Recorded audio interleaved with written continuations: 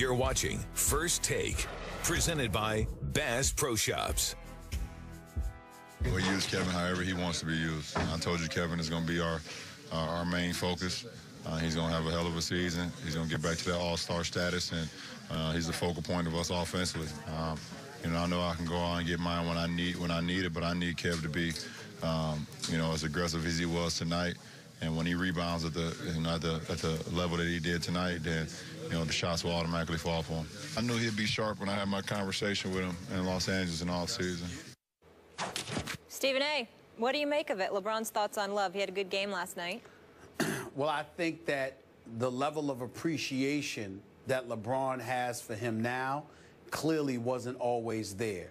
And being the class act that he can be when he wants to be, he remembered that there was a time that he may not have appreciated Kevin Love as much as he should have until the finals arrived. And when the finals arrived and you didn't have Kevin Love to hit from the outside, and you had to, relegate yourself to relying on a J.R. Smith or an Iman Shumpert to hit shots from the outside, I think the appreciation for Kevin Love elevated exponentially. We have to remember something here. Everybody keeps looking at Mozgov and Tristan Thompson and all of this other stuff with LeBron. If you are the Cleveland Cavaliers, it actually is possible, because of the versatility of LeBron, to have Tristan Thompson in the game at the same time you have Kevin Love. Because Tristan Thompson can crash the boards, and he can defend. And the fact that he can do those two things effectively can free Kevin Love up to be out on the floor with him. You don't have to choose one or the other sometimes. You can actually play them together because of the versatility that LeBron James brings to the equation. And I think LeBron James realizes, because of that loss in the finals to the Golden State Warriors, that this is a guy whose value can end up being immeasurable on this team with me on the floor with him, because I can get him the ball, and more importantly, I can get him open shots. And if there's one thing that Kevin Love can do, he can make some open shots from the perimeter and beyond the three-point line, as he showed last night, and even before to some degree against Chicago in the opener. Kevin Love can shoot that basketball. He's no superstar, but he is no scrub. He can play this game, and he can help Cleveland win a championship, and LeBron knows that. Yeah, I get what you're saying, but what I'm not buying is LeBron's trying to talk about Kevin Love as if he's some kind of Kevin Durant, and he's just not. No. He's trying to talk Kevin Love into being worth the $113 million extension that they just gave him, and he will never be. And I'm going to remind you that last year, 16 times Kevin Love was not played in the fourth quarter, sat the bench for the entire fourth quarter, because David Blatt's saying, I don't love this. I would rather go with Tristan or whoever else has a hot hand at that point in the fourth quarter. So remember, LeBron even tweeted last year about his frustration with Love, or maybe it was motivation for Kevin Love. And I get it, because, listen, the shocker of the night in the NBA last night is that the Cavaliers, playing back-to-back on the road at Memphis, they win by 30 points, and LeBron was only required to play 31 minutes with 12 points, 7 rebounds, and 5 assists. And Kevin Love had an okay game. He had 13 rebounds, 17 points. Okay, that's fine. I get it. But again, he needs them. Shot, but he's not going to be an all-star on this team. I'm sorry. Yeah, but he's an all-star. But he's an all-star for LeBron with what LeBron wants to do, because of what he needs him to do. That's the difference here. All right, we got to leave it there. So we've got TS really needs no introduction. 6-time NBA champion, 6-time MVP, 19-time All-Star, and the NBA's all-time leading scorer. We welcome Hall of Famer Kareem Abdul-Jabbar. Such a pleasure to meet you. Thanks, yes, sir. Thanks so much for being here. Nice to be here. Thank you.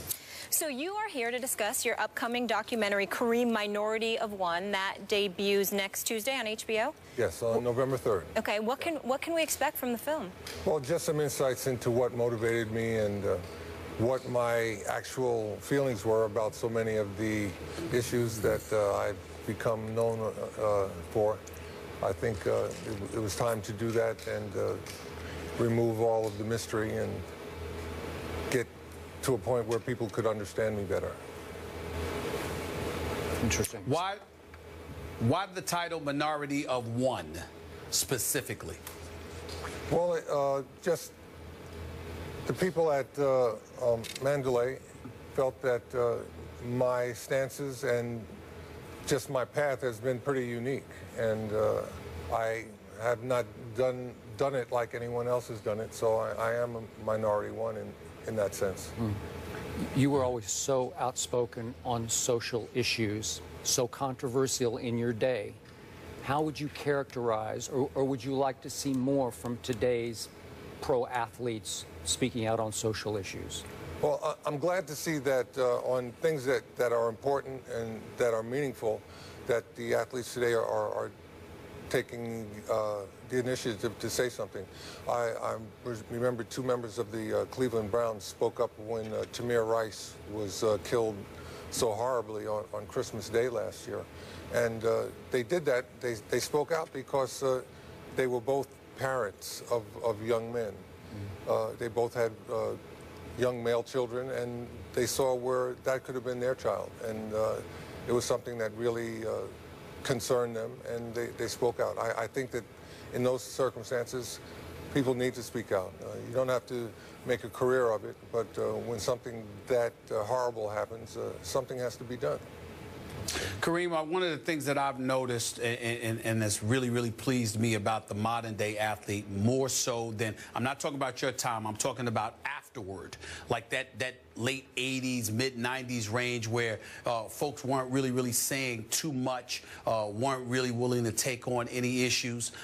In today's day, it's not just the guys are willing to tackle issues. I find it that they're picking the right issues to tackle, like they're thinking for themselves as opposed to coming across as if somebody is thinking for them. Do you find that to be the case as well? Yeah, for the most part. I think you're absolutely right on with that. LeBron came out, you know, wearing the sweatshirt with "I Can't Breathe" on it, and he was making a statement that a lot of people needed to listen to, especially the young kids that admire him. I think that his ability to communicate with them that way has raised their consciousness and got them to start thinking about things in a different way. And I think he's managed to do a lot of good in that sense. Last night, as you well know, Kobe Bryant began his 20th NBA season. You played 20 NBA seasons. You finished at age 42. Obviously, Kobe did not go to college, so he's 37. But just so our viewers can grasp this man played 66,297 minutes, the all-time record, and it's about 11,000 more minutes than Kobe has played right now. So how much of an advantage, if any, did a tall man have over a Kobe who's a two-guard? Is there some advantage there? I think the advantage that the front-line players have is that they don't have to play a speed game. On the perimeter, you have to be fast, you have to be quick, and just burning the rubber all the time really takes more out of you than it does for the front-line players who run a little bit further, but they do it slower. So, you know, we don't get burnt out in the same way that the perimeter players do. Jumping, would you have jumped less in your later years, where you'd be more of a position rebounder or more of a with your head rebounder than? I think everybody rebounds in their own style. You know, there's not one style of rebounding. Wes Unseld was great as a position guy because you couldn't get around him. You know, Manute Bol will just reach over you and grab rebounds. You know, he could be more stationary. So it all depends on your physical attributes, how you do it.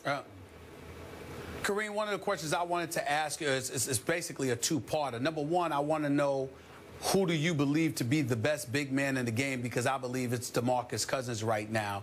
But more importantly, I want to know how you feel about how the game has transitioned to some degree. Back to the basket, centers are pretty close to non-existent in this day and age. You got guys that are 5, but they're really a 4. And even when they're a 4, they're the stretch 4, shooting 15 to 17-foot jump shots. You had what I consider to be the most unstoppable move in the history of basketball.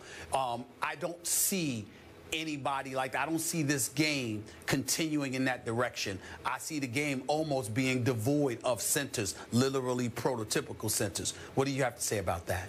Well, I think anybody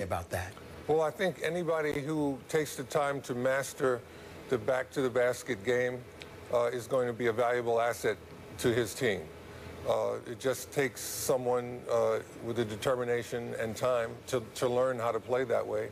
And that's a very valuable asset, to be able to get high percentage shots, 6 to 8 feet from the basket.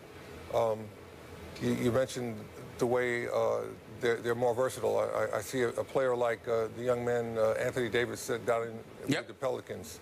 He can do it all. And I think there's more and more versatility started to demonstrate. But height is always going to be an advantage. And the closer you get to the basket, the more that advantage plays in your favor. So I don't think that's going to change. It might take a different dynamic, but it's not going to change. Size and the ability to score closer to the hoop is always going to be an advantage for someone. Well, who's the best big man in the game in your eyes? The best big man ever? No, No, the best big man in the game today. Today. Geez, I haven't seen DeMarcus Cousins play, so I can't assess him. But Anthony Davis, he's able to do everything. He can score, facing the basket, back to the basket. He blocks shots, he rebounds. He does it all. I like the young man from University of Wisconsin last year. He was able to play back to the basket and come out and shoot three-pointers. That type of versatility is a great asset. So, there's different ways to skin a cat. We'll see more and more as the athletes figure it out and apply it to their skills. We asked you about Dwight Howard when he was a Laker. Where do you see his career at this stage? Geez, Dwight Howard, he's somewhere in the middle of the pack. He hasn't ever stepped out and dominated the game in a way that made his team a shoo-in to win it all. I don't want to say any more than that. He plays with one of the best players in the game. So it's not all on his shoulders. Enough said. Kareem, thank you so much for the time, and very excited about this new documentary, Minority of One, on HBO Tuesday. We will set our DVRs. I'm also writing novels now. You are? Okay. There's a novel called Mycroft Holmes. It's about Sherlock Holmes' smarter and older brother. I think Stephen A. needs to read that. He might learn, might learn a little something. Yes, sir. Shots fired. Yes, sir. We need you around here more often. Yes, sir. I'm not getting into it with you, my man. Not the winner you are. I concede. So that yes, you you do. With Please. You on your next long road trip, you got something to read that you can get a few chuckles at. And hey, Skip. Yes. 71 straight wins in high school, 3 consecutive national championships in college, and 6 championships in the pros. I have nothing to say. I know. I worship at the altar of Kareem Abdul-Jabbar. I got nothing to say. Well, thank you so much. Winner. Take care, Stephen. All right, buddy. Kareem, thank you. Up next, Russell Westbrook, impressive in his season debut last night. What does it mean for OKC's championship hopes, though? Find out that next. What do you mean?